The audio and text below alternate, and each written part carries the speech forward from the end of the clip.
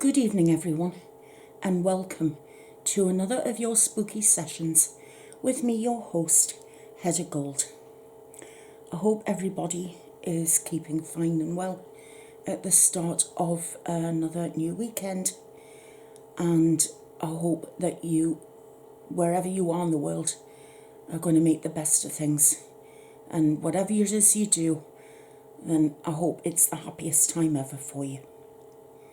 Tonight, I'm going to start with a ghost story entitled The Fourth Room, and then I'm going to follow on with episode 7 of I Was a Priest at the Vatican and We Summoned a Demon. So without further ado, I'll ask you to sit back and relax while I read to you a story called The Fourth Room. And I really do hope that you enjoy it.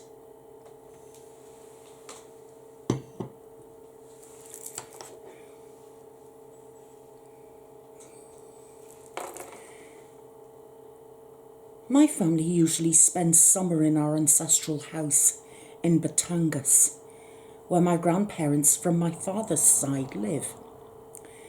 The house is a typical old house with capiz windows and an azotea, a terrace.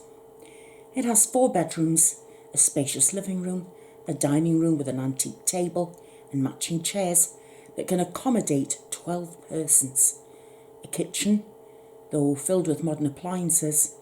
The old wooden furnace cabinets are still intact.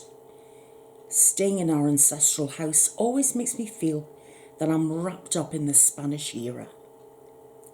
The house is mysterious, especially the 4th room. No one wants to stay in that room because there's weird noises at midnight coming from the old cabinet in there. One summer, my grandfather told me a story about our old house. According to my grandfather, before his family bought the house, a rich and prominent family owned it. Don Emilio Legaspi was a rich merchant. He and his wife Constancia had 2 daughters and a son. After the tragedy that happened to the family, the death of the second daughter, Don Emilio decided to sell the house. Don Emilio's daughters, Laura and Lucia, were always the talk of the town. The former because of her beauty, and the latter because of her peculiar behaviour. My grandfather told me that Laura was always the Reina Elena during Santa Cruzan. No one could match her beauty except her sister Lucia. But because Lucia was an introvert, she didn't go out of the house and didn't even socialise with family or friends. Lucia often sat by the window of our room and looked above into the sky. Laura was embarrassed by her sister's behaviour. She had a deep hatred for her. That was because Lucia didn't mix with people very often. People used to say that Lucia was more beautiful than Laura, and Laura didn't like that. She didn't like being second best to anybody. She wanted to be the centre of attention to everyone. When they reached marrying age, Laura was betrothed to the son of a rich haciendero. Laura liked Miguel instantly because he was a good-looking gentleman, but conflict arose when Miguel met Lucia. He was captivated by her reserved personality, and instead of marrying Laura, he asked for Lucia's hand. Laura was enraged. She was humiliated because the man she liked had chosen her sister over her. Her hatred pushed her to hurt Lucia. One night, when their parents attended a dinner party, Laura entered Lucia's room. She pulled her long hair and banged her head off the cabinet. Lucia was unconscious and her head bled profusely. Laura thought that her sister was dead. She was afraid that our parents would find out that she was responsible, so she asked the help of our brother, Antonio. Yes, hello. They hid the body inside the huge cabinet in Lucia's room. They put wood on the handle of the door so it wouldn't open accidentally. They cleaned the room until the pieces of evidence were erased. When their parents arrived late that night, they didn't check to see if Lucia was in her room. The next day, their parents wondered why Lucia didn't join them for breakfast. Laura made up an alibi and Antonio supported her. Constantia decided to call Lucia for lunch, but Lucia wasn't in her room. They searched for her, but they didn't find her. There was a rumour that Lucia had eloped with someone. Constantia came back to Lucia's room to check if Lucia's clothes were still in the cabinet. When she opened it, Lucia's body came tumbling out. Don Emilio and Constantia didn't find out who killed their daughter. They decided to move to another place and sell the house for a very cheap price. And after the family moved out, the neighbours started noticing a lady who sat by the windows at night. The family who bought the house before my grandfather's family bought it didn't stay in the house for very long because they often heard sounds coming from inside the cabinet. The loud banging would be followed by soft cries. My grandfather also witnessed these things. He even claimed that he once saw the ghost of Lucia in the window when he was in his early 20s. But my great-grandfather refused to move the cabinet in the room. He just made it a point to offer prayers for Lucia's soul. The banging on the wall and the soft cries, they still continue. But we're not that scared. My grandfather said that Lucia is just asking for our prayers. But sometimes freaky things are hard to accept. The weird noises give me the creeps, so I'm trying hard to avoid the fourth room as much as possible. Yes, I do apologise for the interruption from my cat Reaper. I don't know what's up with him, but he's definitely feeling very vocal tonight. Probably doesn't like the story. I don't know what to tell you. Yes? Yes, I know. Well, you have to shush now because Mummy's reading a story. Okay? Now, on to our weekly serial. And last week, what a dilemma we found ourselves in there, because Sarah grabbed a hold of Father Edward Thomas and pulled him down to hell with her. So let's pick up from where we left off, shall we? And see where we are this week with... Yes, I know, I can hear you. I was a priest at the Vatican and we summoned a demon. And I really do hope you enjoy it. Cat meow free and etc. Thank you. I find myself falling still as the ground fast approaches. I brace myself, bringing my arms up to my face, but still my arms break as I crash to the ground below. My shoulder is next as I roll onto the hard ground, and I can sense my hip follow suit. The pain is intense. Nothing has gone numb. Each crack in the bone is acute. Every cut, every scrape. Even more acute is the intense burning sensation which follows not long after. And what was like the hours of pain, I could stand. I looked to my hands, soot covering them. The air was thick with sulphur and earth. Ash fell like fresh snow everywhere I looked. I blinked fresh ash from my eyes, and then I spotted the succubus gliding down in front of me. She landed a good 20 feet from where I am, her lithe hooves clopping to the ground. She turns her wings folding behind her, one hoof before the other, sauntering towards me with a sway in her hips, her tail countering each cocked hip. "Welcome," she says, motioning on either side of her with her hands, "to my humble home." She looks over her shoulder. "Well, the outskirts." My hands pat at my robes, searching for my tools or anything other than the clothing on my back, but I find nothing. "Oh, that's a shame. Your holy water and crosses didn't come with you?" She stops a few feet in front of me, leaning down to match my gaze. "Don't even have that amber shit with you, huh?" She raises one hand as she continues. "Now you know how I felt. Allow me, Father, to collect my things." And in her hand appears a whip, though unlike anyone I'd ever laid my eyes on. The handle is black and tarnished steel, while the length of the whip looks more like a segment of multiple blades. Dispersed between each segment are large barbs. My babies are coming soon.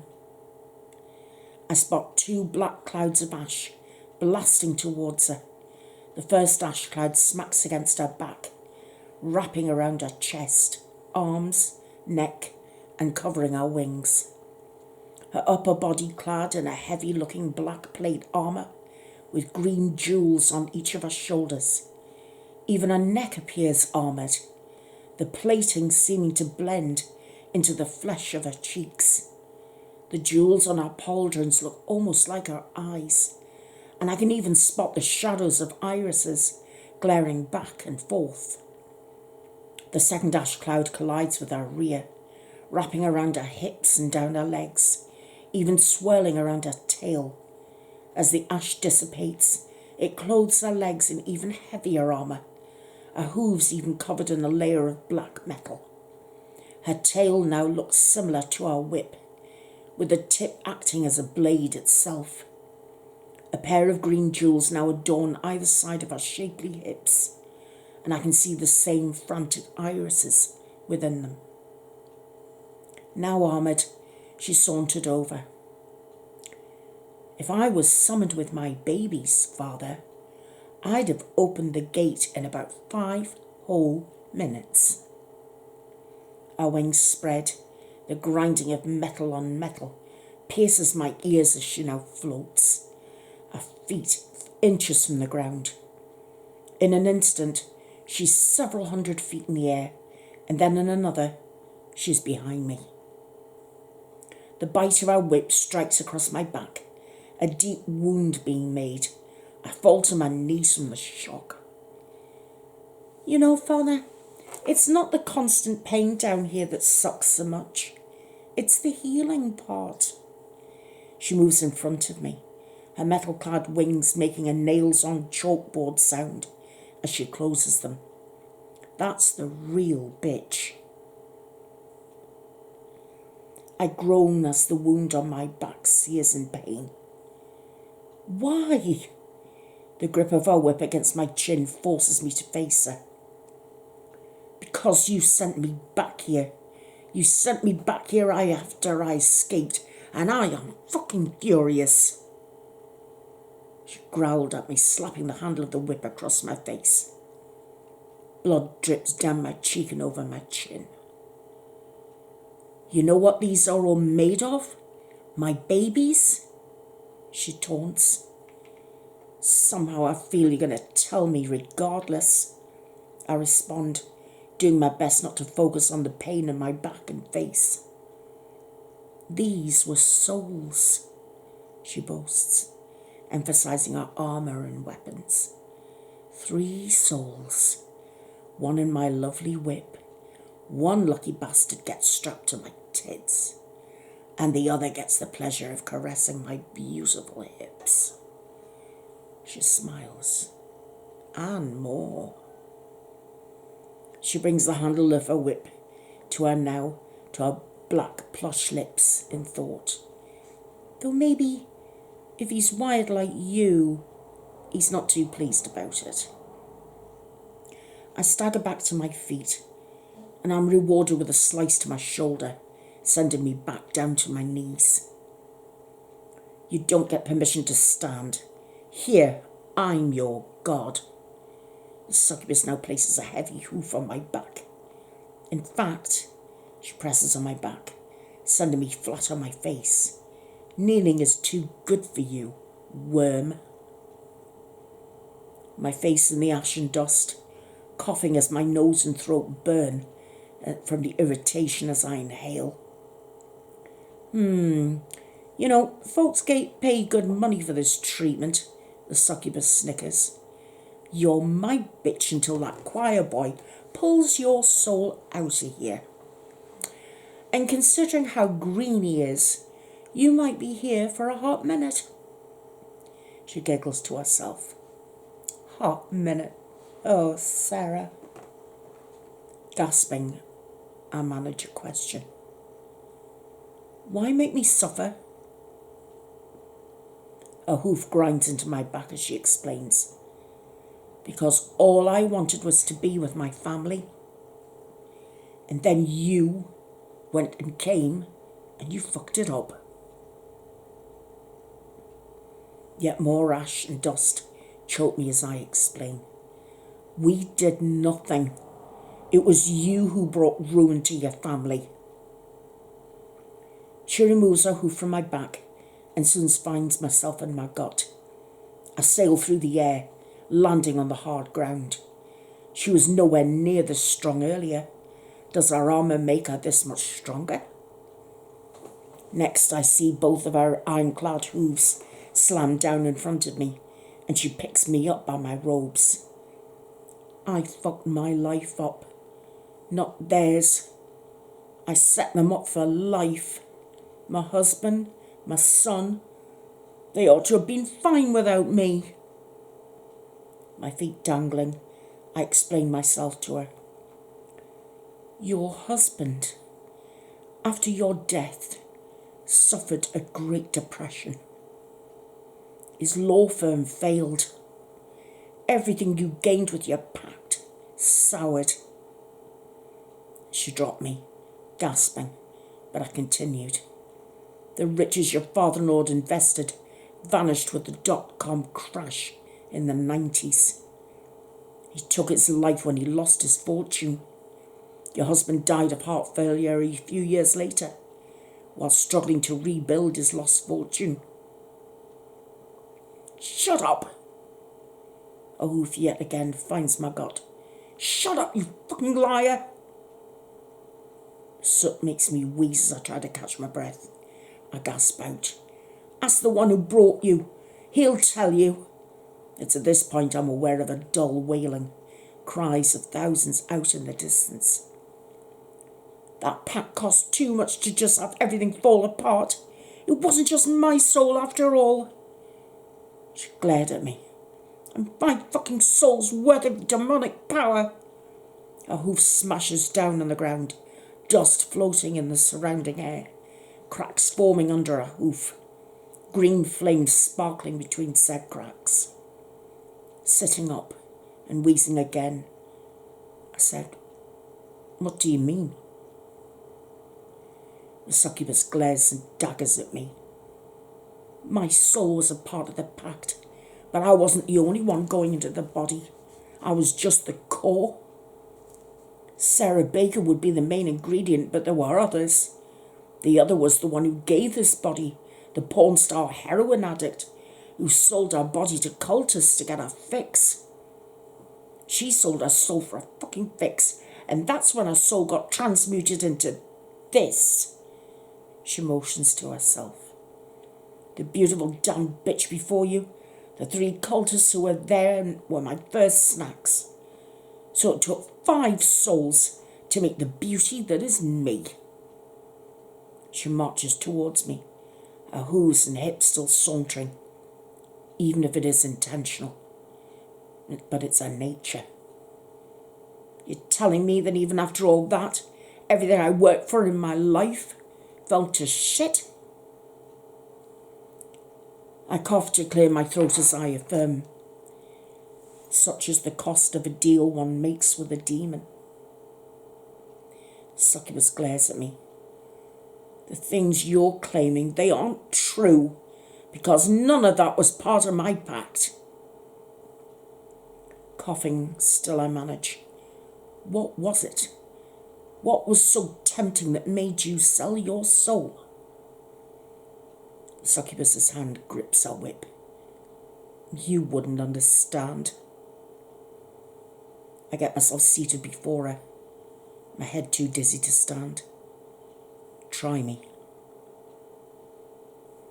Breaking eye contact with me, she gazes to the ground.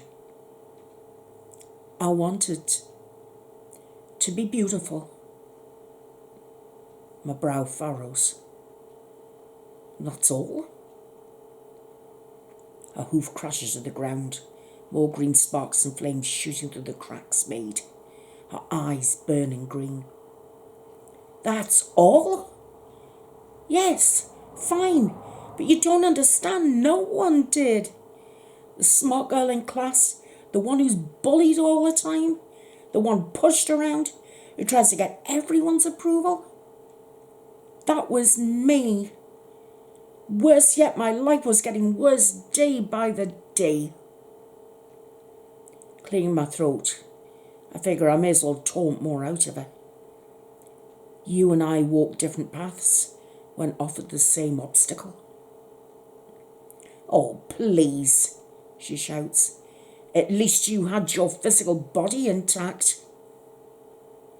As I get to my feet, I explain. Well, perhaps. But a gay child? I narrow my eyes. Well, no self-respecting southern family wants a gay son. I was out on my own at the age of 13.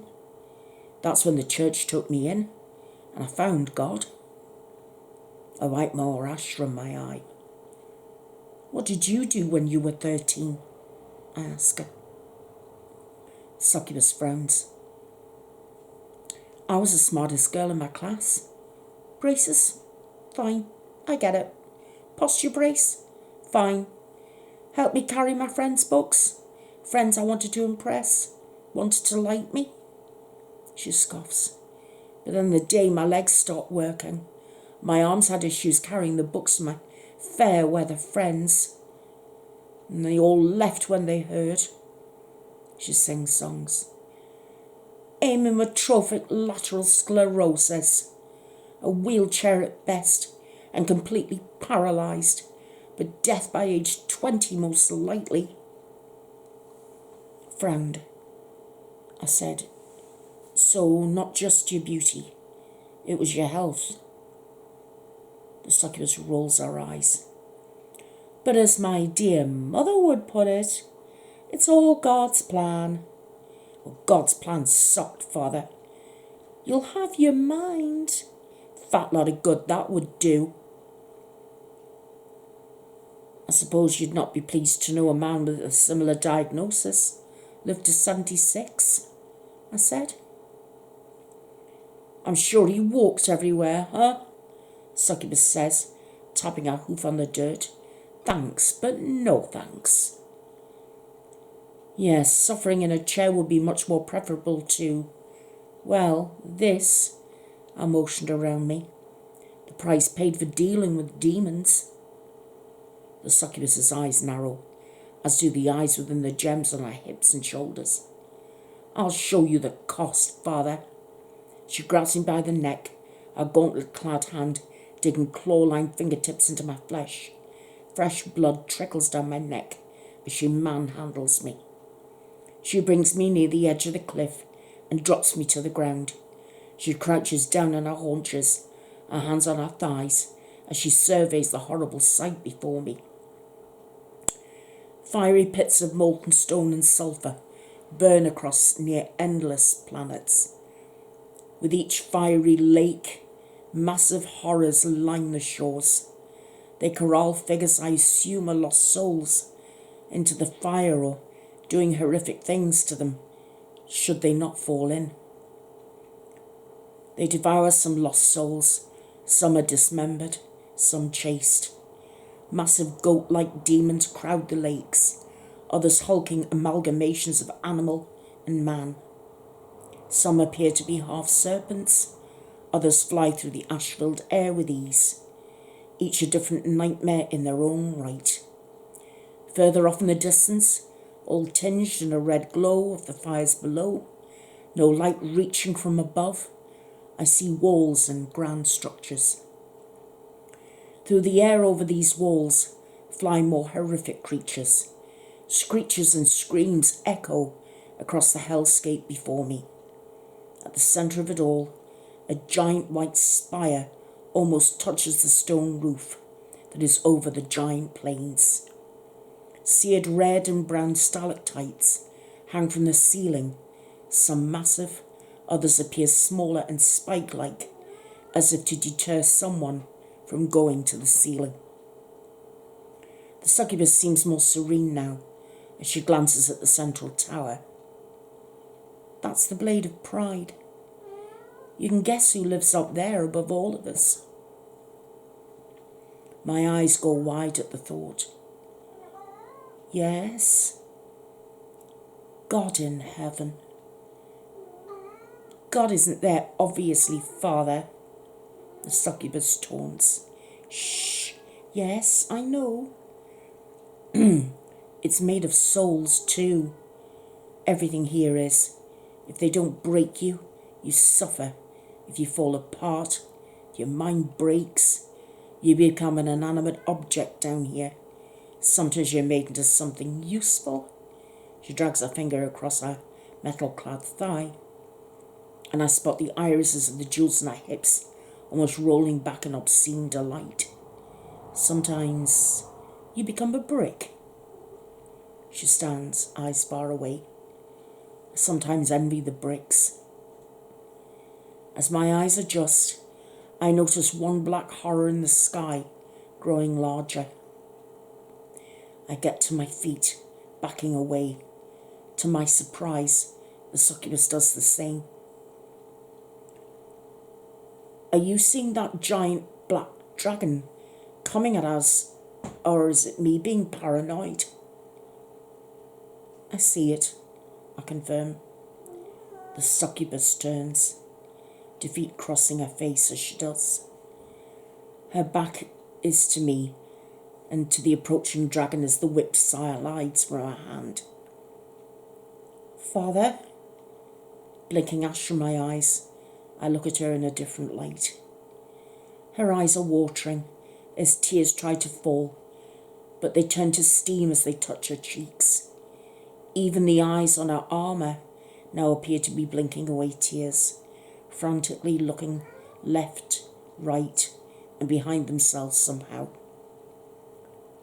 Father, do me a favour, okay?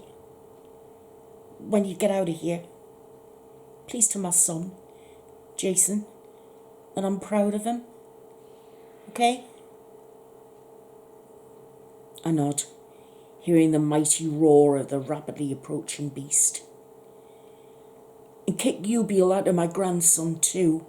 He's a fucking paedophile, but one of my master's most loyal soldiers. He hates water. Stupid fuck drowned in a public pool after some mother tased him for groping her kid. Not shitting you. She laughed. I will, Sarah. She's taken aback.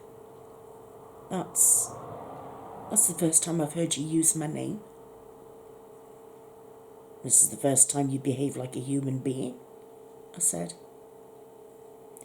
She looks over the cliff. The giant dragon seems to keep growing, just as I'm certain it's about to land. It's still nowhere near us. Oh, he loves these grand entrances. Fear grips me. What is that thing? To my right, I hear metal vibrating against metal, and as I turn towards the sound, I see Sarah is shaking. My master, or at least his mount. Hopefully just his mount. Please, just let it be only his mount. Ash and dust burst in the air as a foul odour accompanies the gusts of wind. A wind of decay and acrid ammonia hit me hard enough to rob me of breath.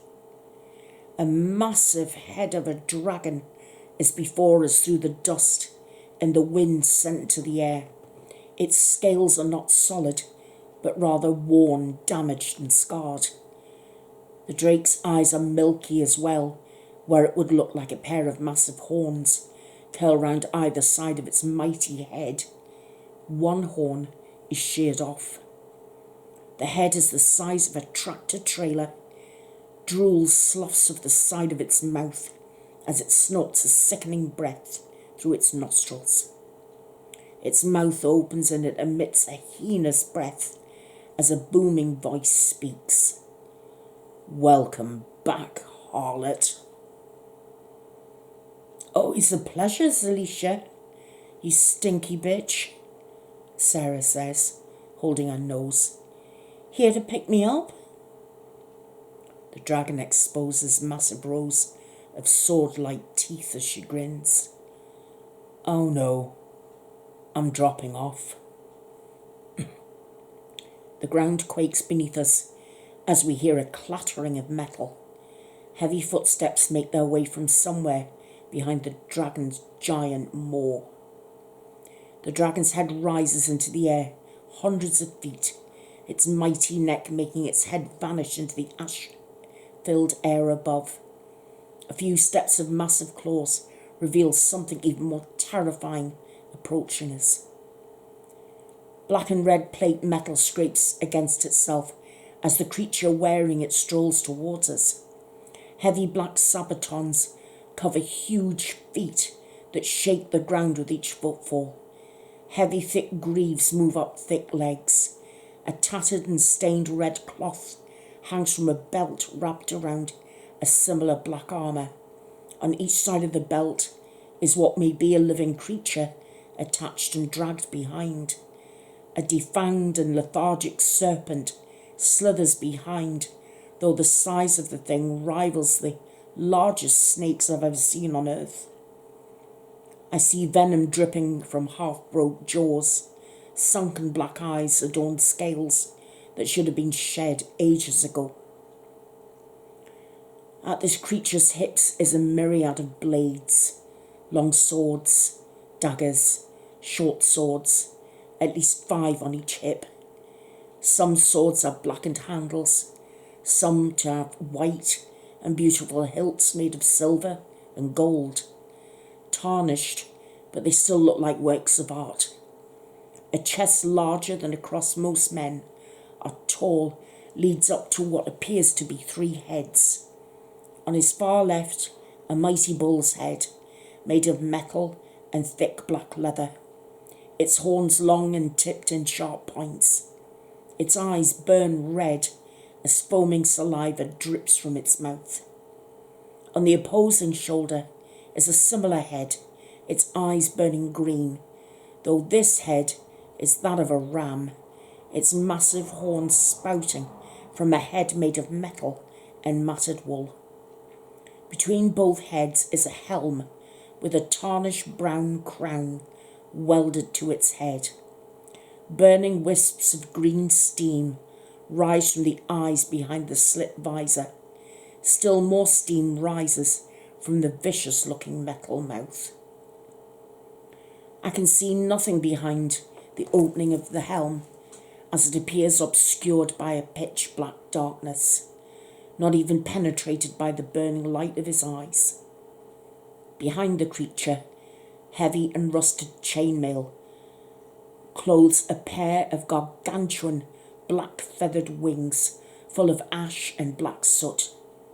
With every quaking footfall, more soot shakes from dishevelled-looking feathers. As the figure moves closer to us, I see it tower higher and higher over me and Sara, topping out at almost 9 feet tall from the base of his sabatons to the top of his crown. My heart halts in my chest, as I'm certain this is the King of Demons, the Morning Star himself. I must be faced with Satan. I try to pray, try to think of a single prayer, but before this horrible creature, this mighty demon lord, my voice fails. I feel all hope drain from my spirit as this form casts darkness over me that cannot justifiably be considered a shadow. His voice echoes from the central head, turning its attention to Sara.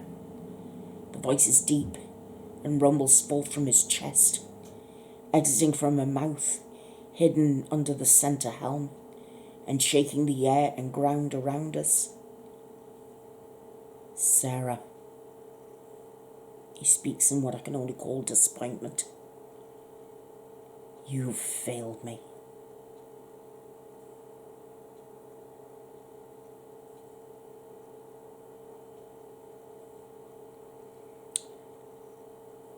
So, my friends, here we come to the end of episode 7. And we leave Father Edward Thomas and Sara in the presence of Asmodai. So, next week, it's part 8. And I'm not sure. Oh, well, my friends, it's the final episode. Next week is the final episode. So,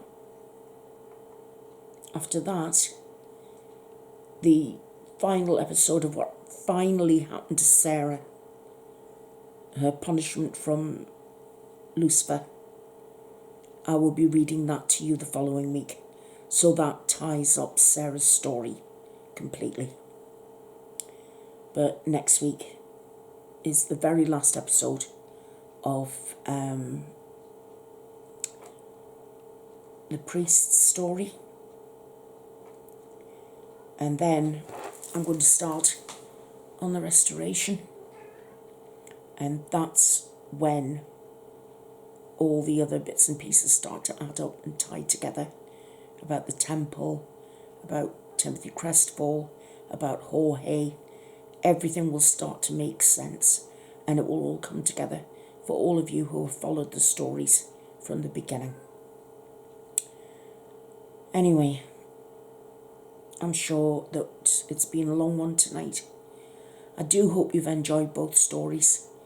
I do hope that you enjoyed your penultimate episode, the serial. And I do apologise for my cat talking all the way through. Well, it's exaggerating, he wasn't talking all the way through, but he certainly made his opinions known, and he wasn't a happy cat. But what can you do? What can you say with cats? Some days they're great, and some days they're not so great. I don't know what to tell you. I want to thank you very, very much for being here. Thank you very much for watching. Like I said, I do hope that you enjoyed both stories tonight. And like I said in the beginning, wherever you are in the world, I really do hope that you enjoy this coming weekend. And whatever you do, I hope you're happy. Please, will you continue to stay safe, take care, and if you are going to meet up in groups of 6, just watch what you're doing. You know, we've come a long way. Let's not mess things up now, because we could hit a second spike, and I don't think any of us could take that. I love you all, and I will see you all again very, very soon. So, I'm going to wish you a very good night. Good night.